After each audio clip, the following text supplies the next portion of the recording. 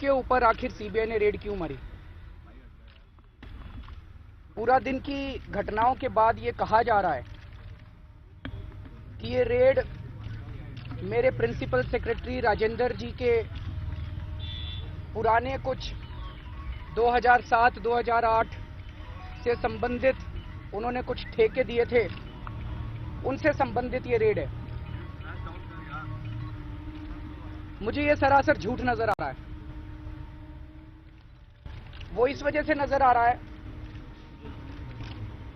कि 2007 और 2008 से संबंधित 2007 से 2014 कह रहे हैं शायद ये लोग कह रहे हैं कि राजेंद्र जी एजुकेशन सेक्रेटरी थे, वैट कमिश्नर थे, आईटी सेक्रेटरी थे और भी कई डिपार्टमेंट्स थे, और जहां जहां वो गए उन्होंने वहां किसी एक कंपनी को फायदा पहुंचाने के लिए ठेके दिए। हमारी सरकार, हमारी पार्टी भ्रष्टाचार के सख्त खिलाफ है। कल को अगर मेरे बेटे के खिलाफ भी सबूत मिलेंगे, मैं उसे छोड़ूंगा नहीं, सबसे पहले मैं उसको जेल भिजवाऊंगा। लेकिन जो कार्रवाई हो रही है, मुझे नहीं लगता वो उन ठेकों की जांच के लिए कार्रवाई हो रही है, क्योंकि अगर एजुकेशन सेक्रेटरी रहते हुए राजेंद्र जी ने गलत ठेके दिए 2007 में, तो आज सीबीआई को एजुकेशन डिपार्टमेंट पे भी तो रेड मारनी चाहिए थी। 2007 की उस ठेके की फाइल कहां है? वो मुख्यमंत्री के दफ्तर में नहीं है, वो एजुकेशन डिपार्टमेंट के रिकॉर्ड रूम में है। अगर वैट कमिश्नर रहते हुए राजेंद्र जी ने गलत ठेके दिए, तो वो वैट डिपार्टमेंट की फाइल कहां है जिसके जरिए वो ठेके दिए गए? वो वैट डिपार्टमेंट की फाइल, वो वैट डिपार्टमेंट के रिकॉर्ड रूम में है। एजुकेशन डिपार्टमेंट पे रेड नहीं मारी, वैट डिपार्टमेंट पे भी रेड नहीं मारी, उनसे फाइलें भी नहीं मांगी। जिन ठेकों की ये बात कर रहे हैं, उन ठेकों की फाइलें अभी तक दिल्ली सरकार से मांगी नहीं गई हैं।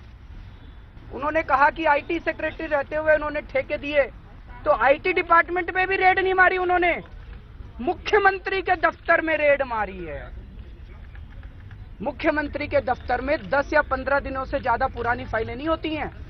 मुख्यमंत्री के दफ्तर के अंदर फाइलें मेंटेन नहीं होती हैं। अलग अलग विभागों से फाइलें आती हैं, मैं साइन करता हूं, फाइलें वापस उस विभाग में चली जाती हैं।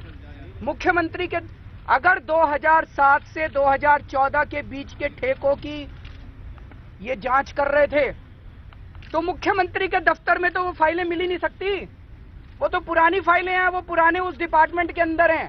तो मुख्यमंत्री के दफ्तर के अंदर वो कौन सी फाइलें ढूंढ रहे थे? पहली चीज तो इसका मतलब इनकी मंशा पुराने ठेकों को जांच करने की नहीं है। जितनी जगहों पे इन्होंने वो मारे हैं, वहां वो पुराने ठेके नहीं मिलने वाले। पुराने ठेके जो जिनकी ये कह रहे हैं हम जांच कर रहे हैं, वो एजुकेशन डिपार्टमेंट में है फाइल में, वो वहां पे वैट डिपार्टमेंट में, आईटी डिपार्टमेंट के अंदर है। दूसरी चीज, अगर ये वो ठेके दिए गए थे, तो सरकार के अंदर ठेके एक आदमी नहीं देता, नीचे से फाइल चलती है, उसके ऊपर डिप्टी सेक्रेटरी साइन करता है, स्पेशल सेक्रेटरी साइन करता है, फिर सेक्रेटरी साइन करता है, फिर मंत्री भी साइन करता है। उनको क्यों नहीं रेड मारी? उनसे भी तो पूछताछ होनी चाहिए। जो उस वक्त के डिप्टी सेक्रेटरी थे, उस वक्त के स्पेशल सेक्रेटरी थे, उस वक्त के मंत्री थे शीला जी की कैबिनेट के अंदर, जो भी उस टाइम का एजुकेशन मिनिस्टर था, जो भी उस टाइम का फाइनेंस मिनिस्टर था, जो भी उस टाइम का आईटी मिनिस्टर था, उसके यहाँ रेड नहीं मारी। उससे नहीं पूछा कि भाई साहब आपके समय में ये राजेंद्र जी ठेके दे रहे थे, आप क्या कर रहे थे? उनके भी तो फाइल होंगे साइनों पे, उनके भी तो साइन होंगे फाइलों पे। उनके यहाँ रेड नहीं मारी, उनके यहाँ रेड नहीं मारी। मंत्रियों के, शीला दीक्षित जी के कैबिनेट के जो मंत्री थे, जिन्होंने मान लो ठेके गलत दिए गए थे, गलत दिए, फांसी पे टांग दो, सबको टांग दो। शीला जी के मंत्रियों के साथ आपकी क्या दोस्ती है? अगर ठेके गलत थे, उनको क्यों नहीं किया? उस वक्त का स्पेशल सेक्रेटरी, डिप्टी सेक्रेटरी, फलाना सेक्रेटरी, ढिमका सेक्रेटरी, वो उसको क्यों नहीं किया? मकसद उन ठेकों की जांच करने का नहीं है, मकसद केजरीवाल है। राजेंद्र तो सिर्फ बहाना है, केजरीवाल निशाना है। तो आज वो क्या कर रहे थे? सुबह से सीबीआई आके मेरे दफ्तर के अंदर सारी फाइलें जांच कर रही है, सारी फाइलें, पिछले 10-15 दिन की फाइलें आई हुई हैं जिनको मुझे साइन करना है। वो सारी एक फाइल खोल खोल के देख रही है। क्यों देख रही है? सीबीआई आज मेरे दफ्तर में क्यों आई है? कौन सी फाइल ढूंढ रही है? ये मेरे को बताना अब जरूरी हो गया है। कौन सी फाइल ढूंढने के लिए आए हैं सीबीआई वाले? ये फाइल है डीडीसीए की फाइल, जिसके अंदर अरुण जेटली फंस रहे हैं। अरुण जेटली पिछले कई सालों से प्रेसिडेंट है डीडीसीए के, और डीडीसीए के अंदर जितना भ्रष्टाचार हुआ है अरुण जेटली के रहते हुए, उसकी मैंने जांच कमेटी बिठाई थी, उसकी रिपोर्ट आ गई है, और उसके ऊपर अब कमीशन ऑफ इंक्वायरी बैठने वाला था, जिसकी फाइल मेरे दफ्तर के अंदर है। उनको अरुण जेटली जी की फाइल ढूंढने के लिए आए थे ये। इनको कोई लेना देना नहीं है। अरे राजेंद्र ने क्या ठेके दिए थे? अरे राजेंद्र ने ठेके दिए थे अगर 2007 में, तो 2015 तक क्या कर रहे थे मोदी जी? आपकी सरकार आए हुए तो बहुत दिन हो गए। अब 2015 तक आपने, मैं आपको बता दूं मोदी जी, आपने दूसरों को तो डरा दिया सीबीआई से।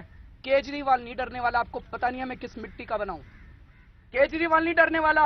आखिरी सांस तक मैं मर मिटूंगा, देश के लिए लड़ता रहूंगा, लेकिन और मैं मोदी जी के इन सीबीआई और टुटपंजियों से और इन गीदड़ भभकियों से नहीं डरने वाला। मैं ये उनको साफ साफ कह देना चाहता हूं।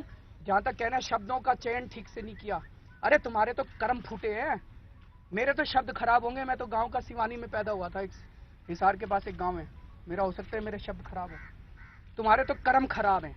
तुम अपने कुकर्मों की माफी मांगो देश से, मैं अपने शब्दों की माफी मांगूंगा देश से।